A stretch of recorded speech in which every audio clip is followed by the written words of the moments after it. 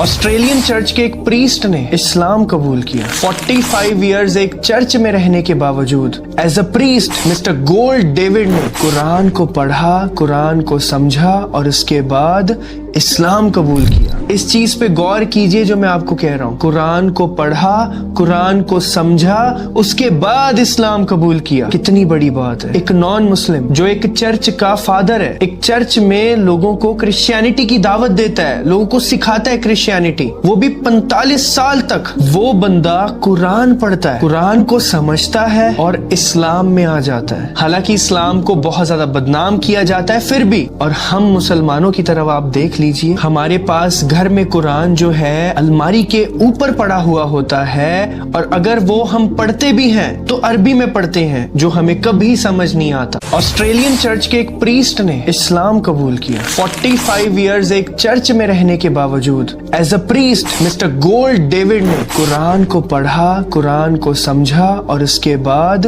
اسلام قبول کیا۔ اس چیز پہ غور کیجئے جو میں آپ کو کہہ رہا ہوں، قرآن کو پڑھا، قرآن کو سمجھا، اس کے بعد اسلام قبول کیا۔ کتنی بڑی بات ہے۔ ایک نان مسلم جو ایک چرچ کا فادر ہے، ایک چرچ میں لوگوں کو کرسچینٹی کی دعوت دیتا ہے، لوگوں کو سکھاتا ہے کرسچینٹی، وہ بھی 45 سال تک وہ بندہ قرآن پڑھتا ہے، قرآن کو سمجھتا ہے اور اسلام میں آ جاتا ہے۔ حالانکہ اسلام کو بہت زیادہ بدنام کیا جاتا ہے پھر بھی، اور ہم مسلمانوں کی طرف آپ دیکھ لیجئے، ہمارے پاس گھر میں قرآن جو ہے الماری کے اوپر پڑا ہوا ہوتا ہے، اور اگر وہ ہم پڑھتے بھی ہیں تو عربی میں پڑھتے ہیں جو ہمیں کبھی سمجھ نہیں آتا۔